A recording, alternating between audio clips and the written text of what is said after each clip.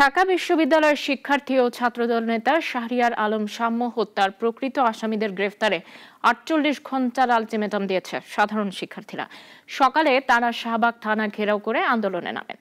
দাবি আদায় না হলে সড়কেই অবস্থানের হুঁশিয়ারি তাদের। মুনিয়া জ্যোতির রিপোর্ট। শুক্রবার সকালে ঢাকা বিশ্ববিদ্যালয়ের রাজু ভাস্কর্যের সামনে জড়ো হন শতাধিক শিক্ষার্থী। সাম্য হত্যার বিচার চাই, নিরাপদ ক্যাম্পাস চাই, এমন নানা স্লোগানে তারা শুরু করেন বিক্ষোভ।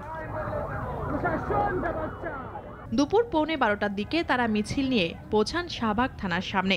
থানার গেট ঘিরে বিক্ষোভে অংশ নেন প্রায় ২০০ থেকে ৩০০ শিক্ষার্থী। বাংলাদেশের সাধারণ ছাত্র সমাজ ব্যানারে আয়োজিত এই কর্মসূচি থেকে ৩ দফা দাবি তুলে ধরেন তারা। সাম্য হত্যার আসামিদের গ্রেপ্তার, সুষ্ঠু বিচার এবং বহিরাগত মুক্ত নিরাপদ ক্যাম্পাস।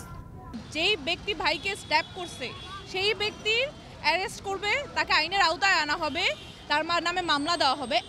আমাদের যে পুরো ক্যাম্পাস আছে, এই পুরো ক্যাম্পাসে নিরাপত্তা দেওয়া হবে, শিক্ষার্থী বান্ধব পরিবেশ দেওয়া হবে। এই দুইটাই আমাদের আপাতত দাবি। প্রায় 3 দিন পার হয়ে গেছে সাম্য ভাই হত্যার, কিন্তু এখনো কিন্তু প্রশাসন তরফ থেকে যেই চাপটা পুলিশের উপর আসার কথা ছিল সেটা কিন্তু আসেনি। গতকালকে ক্যাম্পাসে এতগুলা বহিরাগত ঢুকলো কেন? 2 প্লাটুন পুলিশ ওখানে দাঁড়িয়ে থাকতে পারতো না এগুলো আটকাইতে? যেই বহিরাগত আমার ভাইরে মারলো সেই বহিরাগত ক্যাম্পাসে ঢুকলো। বিক্ষোভকারীদের দাবি, ক্যাম্পাসে বহিরাগতদের আনাগোনা বন্ধে প্রশাসনের কোনো কার্যকর পদক্ষেপ নেই। এ বিষয়ে শাহবাগ থানার ওসি জানান, জড়িতদের গ্রেপ্তারে কার্যক্রম চলমান রয়েছে।